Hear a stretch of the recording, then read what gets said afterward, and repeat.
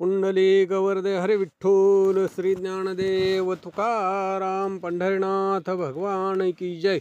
प्रभु रामचंद्र भगवान की जय। पवन सुत हनुमान की जय। उमापति महादेव की जय। अवधूत चिंतन श्री गुरुदेव दत्त। श्री स्वामी समर्थ। जय जय स्वामी समर्थ। श्री गणेशाय नमः। श्री सरस्वती नमः। श्री सद्गुरु रामचंद्राय नमः। श्री सद्गुरु दत्तात्रेय स्वामीने नमः। श्री गुरुदेव दत्त। श्री स्वामी समर्थ। गुरु शिष्याला सांगू लागलेले आहेत की शिष्या, आता तुला सुंदरी नावाची वानरीची कथा सांगतो ती ऐक। मुक्या जनावरांनाही सुखात्मक असा प्रसाद सद्गुरूंचा प्राप्त होतो। अक्कलकोट संस्थानचे साहेब बंबगार्डन नावाचे पॉलिटिकल एजंट होते। त्यांच्याजवळ एक वानरी होती। ती वानरी पाहिजे त्या मनुष्यास चावत असे। त्या बंबगार्डन नावाचे साहेब त्यांच्या संरक्षकाच्याही अंगावरती ती जात असे। आणि मग असं होत असताना काही दिवसांनी ती वानरी बंबगार्डन साहेबांच्याही अंगावरती चावायला धावू लागली। पुष्कळ अशा मरकट चेष्टा ती वानरी करू लागली आणि सर्वांच्या जवळ येऊन ती चावा घेऊ लागली। सगळे लोक तिच्या त्या त्रासानं त्रासून गेले आणि मग त्या बंबगार्डन साहेबांच्या जवळ सगळेजण येऊन गाराणं गाऊ लागले।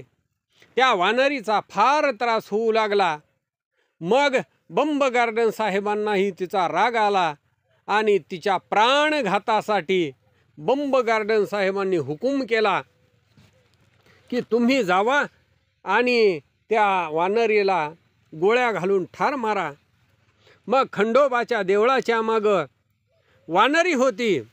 त्यावेळेला त्या वानरीला मारण्यासाठी बंबगार्डन साहेबाचे जे सेवक होते ते अतिशय रागानं शस्त्र हातामध्ये घेऊन तिला मारण्यासाठी धावू लागले। त्यावेळेला खंडोबाच्या देवळामध्ये दत्तात्रेय स्वामी समर्थ महाराज बसलेले होते। इतक्यामध्ये ते भुजंग नावाचा तिथला त्या मंदिरातला पुजारी होता। त्यानं ते पाहिलं आणि त्यानं येऊन स्वामी समर्थांना ही गोष्ट सांगितली। बंब साहेबांचे सेवक वानरीला ठार मारण्यासाठी आलेले आहेत, तिला सोडवून आणू का? हे जगन्निवास, हे गुरुनाथा, तिचा प्राण वाचवा। हे ऐकलं आणि स्वामी समर्थांनी सांगितलं तिला इथं घेऊन या। आणि मग हे ऐकून तो भुजंग धावत गेलेला आहे आणि त्या बंब साहेबाच्या सेवकांना सांगू लागलेला आहे की तुम्ही या वानरीला मारू नका। साहेबाच्या आज्ञेवरून वानरीला मारण्यासाठी आलेले आहात, पण समर्थाच्या दयेनं तिला जीवदान मिळेल। वानरी ही अज्ञानी आहे। आणि मग हे ऐकून ते जे दूत आहेत ते दूत तिला मारण्यासाठी थांबले गेलेले आहेत। स्वामी राजांच्या चरणावरती त्या वानरीला आणलं गेलेलं आहे। जसं एखादं पाळीव कुत्रा असावं आणि त्या पाळीव कुत्र्याला बोलवल्याच्या नंतर जसं ते मागं यावं, तसं त्या भुजंगानं सांगितलं की हे वानरी, तुला स्वामी समर्थांनी बोलावलेलं आहे। मग त्या भुजंगाच्या मागं ती येऊ लागली। स्वामी समर्थांच्या चरणावरती गडबडा ती वानरी लोळू लागली। प्रेम विभार अशा चेष्टा करू लागलेली आहे। मरकट स्वभाव आहे आणि योगीश्वर हे मायारहित आहेत। तथापि सर्व प्राणी मात्रांच्या वरती दया उत्पन्न होते आहे। त्या वानरीला सोडवून परम प्रेमानं स्वामी समर्थांनी दत्तगुरूंनी तिला संबोधलेलं आहे। म्हणू लागले, अगे मरकटे, आजपासून हा चावटपणा टाकून दे, हा चावटपणा सोडून दे। कुणालाही दंश करू नको, कुणालाही चावा घेऊ नको, नाहीतर तुला उफराटे टांगून तुला मार देईन आणि तुला स्वर्गाला पाठवीन. स्वामी समर्थांच्या आज्ञेनुसार ते मूक जनावर वानरी असून सुद्धा तिनं कुणालाही दंश केला नाही. दंश करणं सोडून दिलं. मरकट चेष्टा करणारी वानरी, पण तिनं परत कुणालाही चावा घेतला नाही. जे दुर्गुण होते त्याचा त्याग केला. आणि जिथं स्वामी समर्थ असतील त्या ठिकाणी ती 2 वेळा जाऊन स्वामींच्या चरणावरती पालथं पडून हात जोडून नमन करू लागलेली आहे. समर्थ जे काही देतील, हरभरे, अन्न, पाणी, इतर पदार्थामधली फळं त्या वानरीनं भक्षण करावी. आणि कुणी काही नाही दिलं तरी कुणालाही ती उपद्रव करत नसे. वनामध्ये गावामध्ये ती फिरू लागली आणि तिनं सर्व दुर्गुण सोडून दिले. कुणालाही उपद्रव करेना. आणि त्याच्यामुळं सर्वांनी मग तिचं गुण आणि कर्म बघून तिचं सुंदरी असं नाव ठेवलं. वानरीची प्रफुल्लित असे मुखचंद्र झाला. तिला समाधान वाटू लागलं. ती सात्विक झाली, शांत झाली, तिचं चित्त समाधानी झालं. आणि मग ज्या वेळेला ती स्वामी समर्थांच्या जवळ येई त्यावेळेला स्वामी समर्थ स्वतःच्या गळ्यातील फुलाची माळ तिच्या गळ्यामध्ये टाकत आणि तिच्या मस्तकावरती आपल्या डोक्यावरची टोपी काढून तिच्या डोक्यावरती घालत असत. अशा पद्धतीनं वाणी नसताना सुद्धा निज ज्ञान रूप करुणासागर स्वामी समर्थांनी तिला दिलं. अक्कलकोटामध्ये बुधवार पेठेमध्ये स्वामींच्या आद्य प्रिय मठामध्ये त्या सुंदर वानरीनं देह ठेवला आणि स्वर्गस्थ ती शिवरूप झाली.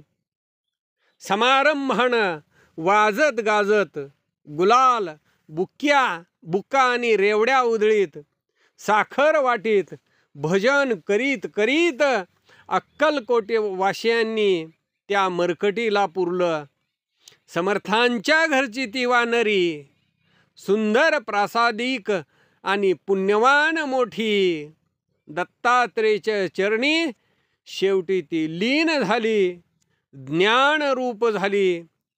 समर्थांच्या वानरीला जन सर्व देवी देवता सगळेजण यांनी मान दिला.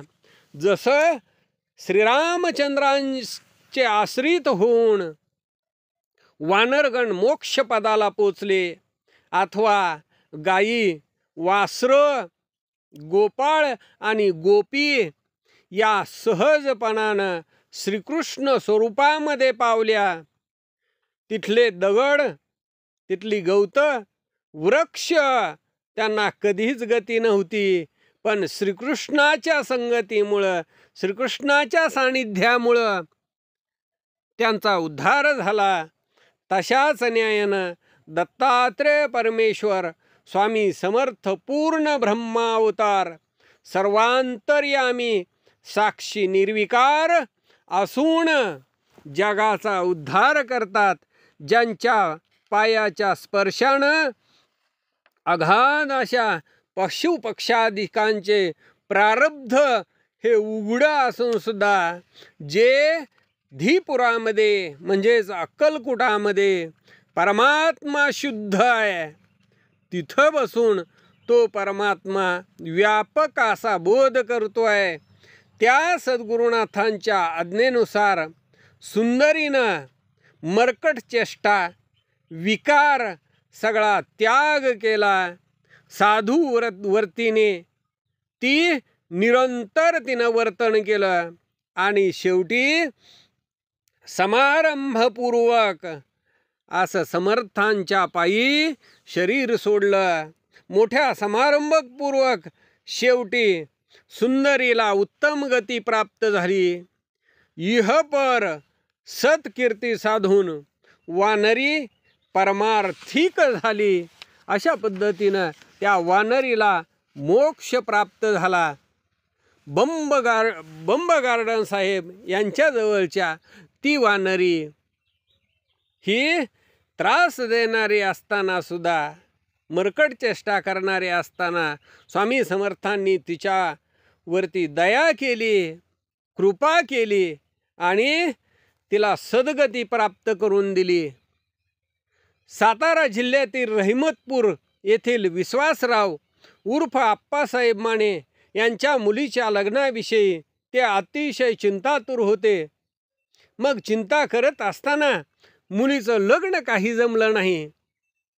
ते स्वामी समर्थ यांच्या दर्शनासाठी आलेले असताना स्वामी समर्थ त्यांना म्हणाले, काळजी करू नको, आम्ही तिच्यासाठी खंड्या नेमला आहे.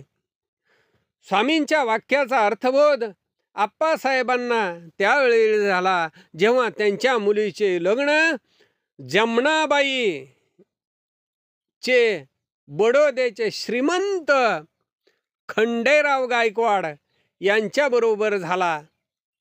ध्यानी मनी नसताना केवळ स्वामी कृपेचं कौतुक म्हणून की काय, जमनाबाई थेट बडोदा संस्थानच्या राणी साहेब म्हणून वावरू लागल्या. याच श्री स्वामी महाराजांनी अक्कलकोट संस्थानचे कारभारी दिनकरराव यांचे डोळे दुखत होते. एक चमत्कारी उपाय त्यांना सांगितला. हत्तीची लघवी डोळ्यात सोडायला सांगितली आणि त्याप्रमाणे स्वामी समर्थांनी त्यांच्या डोळ्याचं दुखणं हे बरं केलं. नवरोजी पारशी यांना श्री स्वामी समर्थांनी औचित दर्शन देऊन चकित केलं.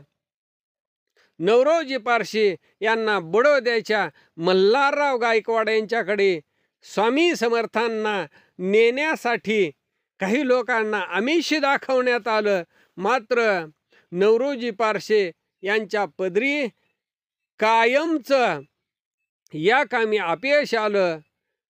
पुंडलिक वरदे हरी विठ्ठल श्री ज्ञानदेव तुकाराम पंढरीनाथ भगवान की जय. प्रभु रामचंद्र भगवान की जय. पवनसूत हनुमान की जय. उमापति महादेव की जय. अवधूत चिंतन श्री गुरुदेव दत्त. श्री स्वामी समर्थ.